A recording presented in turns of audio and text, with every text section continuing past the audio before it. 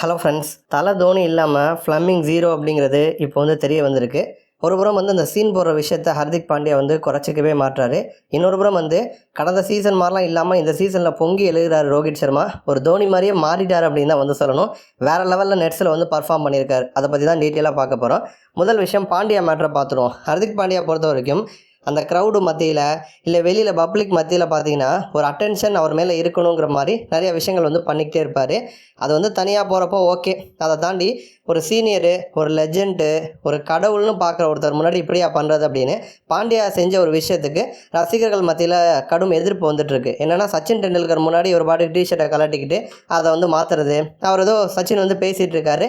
அந்த மாதிரி சமயத்தில் பாண்டியா இப்படி பண்ணது அட்டென்ஷன் க்ரியேட் ஆனிச்சு. பட் பலரும் வந்து அவரை வந்து திட்ட ஆரம்பிச்சிட்டாங்க. அவர் அவ்வளோ பெரிய மனுஷன் பேசுகிறாருன்னா அவருக்கு ஒரு ரெஸ்பெக்ட் கொடுத்து அந்த மாதிரிலாம் எதுவுமே வந்து ஒரு மரியாதையாக பாண்டியா வந்து நடந்துக்கலை. அதனால் வந்து அவருக்கு விமர்சனம் தான் அவர் மேலே உண்டாயிட்டிருக்கு.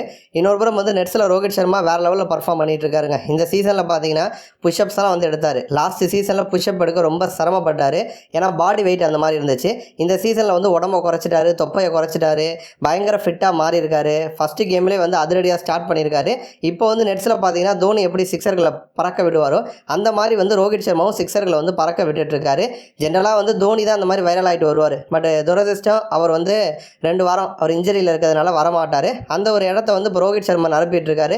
மனுஷன் வேறு லெவலில் பர்ஃபார்ம் பண்ணிட்டு இருக்காரு. இந்த மாதிரி ஆரஞ்சு கேப்பு அவருக்கு தான் அப்படிங்கிற மாதிரி பலரும் வந்து அவங்களுடைய கருத்துக்களை வந்து தெரிவிச்சிட்டு இருக்காங்க. இன்னொரு புறம் வந்து தோனி இல்லாத சிஎஸ்கே மட்டும் இல்லை, தோனி இல்லாத ஃப்ளம்மிங்குமே ஜீரோ தான். அதனால் ஃப்ளம்மிங்கை வந்து மாற்றி ஆகணும் அப்படிங்கிற மாதிரி ரசிகர்கள் தரப்புலேருந்து கடுமையான எதிர்ப்பு வந்துட்டுருக்கு. அதற்கெல்லாம் காரணம் வந்து இந்த முதல் கேம் தான். முதல் கேமில் படுதோல்வியை சந்திச்சிருக்காங்க.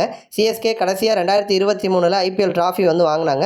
அதுக்கப்புறம் பார்த்தீங்கன்னா 2 சீசனில் பிளே ஆஃபுக்கு வந்து தகுதி பெறலை. 2025 ரொம்ப மோசம். ஐபிஎல் வரலாற்றிலேயே முதன்முறையாக புள்ளிப்பட்டியலில் 10வது இடத்த சிஎஸ்கே பிடிச்சு கடுமையான விமர்சனத்துக்கு உள்ளானாங்க. இப்போ இந்த சீசனில் பெரிய ஒரு தாக்கத்தை வந்து ஏற்படுத்துவாங்க. ஏன்னா அதுக்கேற்ற மாதிரி யங்ஸ்டர்ஸாக உள்ளே கொண்டு வந்திருக்காங்க. நிச்சயமாக வந்து சிஎஸ்கே வந்து நல்லா பர்ஃபார்ம் பண்ணுவாங்கன்னு தான் ரசிகர்கள் எதிர்பார்த்தாங்க. ஒரு சைடு ஆர்சிபி கலக்கிட்டாங்க, இன்னொரு சைடு மும்பையும் வந்து கலக்கிட்டாங்க. பட் சிஎஸ்கே வந்து ரொம்ப மோசம். ஒரு 150 ரன் கூட அடிக்க முடியாமல் படுமோசமாக ஓவர் 10 மட்டும் இல்லை அப்படின்னா 100 கூட வந்திருக்க மாட்டாங்க. அந்த அளவுக்கு பார்த்தீங்கன்னா பேட்டிங்கில் ஒர்ஸ்ட்டாக வந்து சிஎஸ்கே பர்ஃபார்ம் பண்ணியிருக்காங்க. அந்த மாதிரி ஒரு சூழலில் தான் இப்போ ஃப்ளம்மிங் வந்து தோனி இல்லைன்னா அவரால் ஒன்றுமே பண்ண முடியாது. ஜென்ரலாக வந்து சிஎஸ்கே அணியினுடைய வெற்றிக்கு தோனி அதே மாதிரி ஃப்ளம்மிங்கும் காரணம் அப்படிங்கிற மாதிரி தான் பலரும் வந்து சொல்லுவாங்க. இப்போ அந்த கருத்தை வந்து மாற்றிக்கிட்டாங்க. தோனி இல்லாமல் ஃப்ளம்மிங்கால் ஒன்றுமே பண்ண முடியாது. அதற்கு இன்னொரு உதாரணத்தையும் வந்து சொல்கிறாங்க. இப்போ சிஎஸ்கே மட்டும் இல்லாமல் ஜோகன்ஸ்பர்க் சூப்பர் கிங்ஸாக இருக்கட்டும், டெக்சாஸ் சூப்பர் கிங்ஸாக இருக்கட்டும், ரெண்டுக்குமே தலைமை பயிற்சியாளர் வந்து ஃப்ளம்மிங் தான். அங்கெல்லாம் ஒரு முறை கூட வந்து கப்பு வாங்கலை, பெரிய தாக்கத்தை வந்து ஏற்படுத்தலை. அப்போ தோனியை வச்சு தான் சிஎஸ்கே கப்பு வாங்கியிருக்காங்களே தவிர ஃப்ளம்மிங் வந்து சும்மா டம்மியாக தான் வந்து இருந்திருக்காரு. இன்னொரு புறம் வந்து நியூசிலாந்து வீரர்களுக்கு அதிகமான முக்கியத்துவம் கொடுக்குறாருங்கிற ஒரு குற்றச்சாட்டையும் முன் வைக்கிறாங்க. ஏன்னா இப்போ காயத்துலேருந்து சரியாகி வராத ஸ்பென்சர் ஜான்சனை வந்து டீமுக்குள்ளே வந்து சேர்த்தது அப்படிங்கிறது அடி முட்டாள்தனம் அப்படிங்கிற மாதிரி ஃப்ளம்மிங்க்கு எதிரான விமர்சனம் நாளுக்கு நாள் வந்து அதிகமாகிட்டே இருக்குது. நன்றி.